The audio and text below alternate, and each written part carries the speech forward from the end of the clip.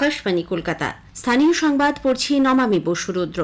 বেশ কিছু সরকারি প্রকল্পের সর্বশেষ অবস্থা নিয়ে পর্যালোচনা করতে মুখ্যমন্ত্রী মমতা ব্যানার্জি জরুরি ভিত্তিতে বৈঠকে বসেছেন।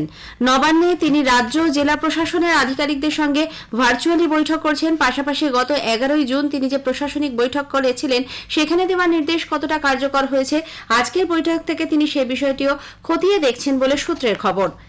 সারা দেশের সঙ্গে এ রাজ্যেও আজ পশ্চিমবঙ্গ দিবস পালিত হচ্ছে।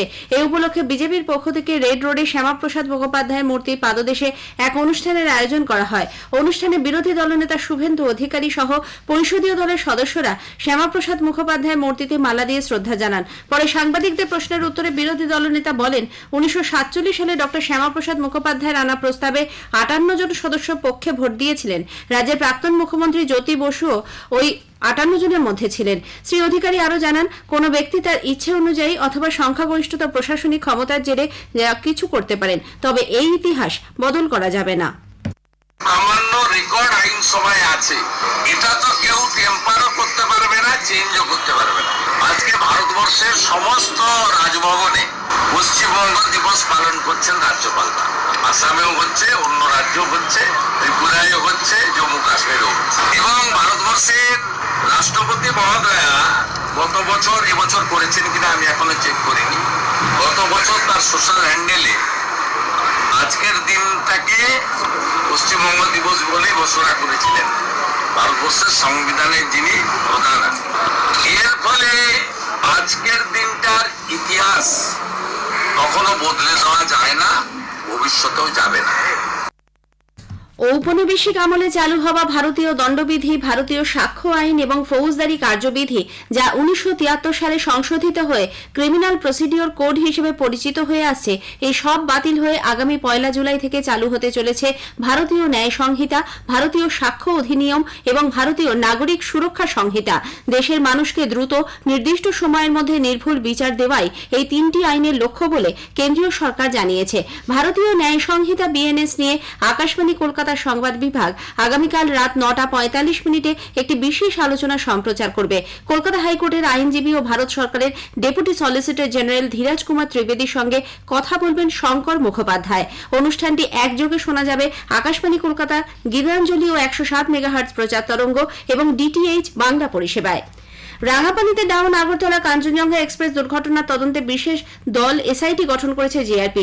6 সদস্যের এই দলটি এক যাত্রীর দায়ের করা অভিযোগের ভিত্তিতে কাঞ্চনজঙ্ঘা এক্সপ্রেস ও মালগাড়ি সংঘর্ষে নিরপেক্ষ তদন্ত করবে। শিলিগুড়ির GRP super S selva Murugan জানিয়েছেন, ডেপুটি পুলিশ সুপার পদমর্যাদার একজন আধিকারিক এই এসআইটির নেতৃত্ব দেবেন। চরম ঘর্মাক্ত অস্বস্তিকর আবহাওয়ার মধ্যে দক্ষিণবঙ্গের বিভিন্ন জেলায় আজ প্রাক বর্ষার বৃষ্টি শুরু হয়েছে। ইতিমধ্যে উত্তর 24 পরগনার বিভিন্ন এলাকায় ঝড় বৃষ্টি হচ্ছে। বর্ধমান ও মেদিনীপুরেও চলছে বজ্র বিদ্যুৎ সহ বৃষ্টি, সঙ্গে বইছে ঝোড়ো হাওয়া। কলকাতা সহ হাওড়া, হুগলির আকাশ মেঘলা, আর 2-3 দিনের মধ্যেই বর্ষা ঢুকবে বলে জানিয়েছে আবহাওয়া দপ্তর। খানিকটা স্বস্তি মিলেছে দক্ষিণবঙ্গের মানুষের। এদিকে উত্তরবঙ্গে আজও হিমালয় সন্নিহিত জেলাগুলিতে ভারী থেকে অতি ভারী বৃষ্টি হবে।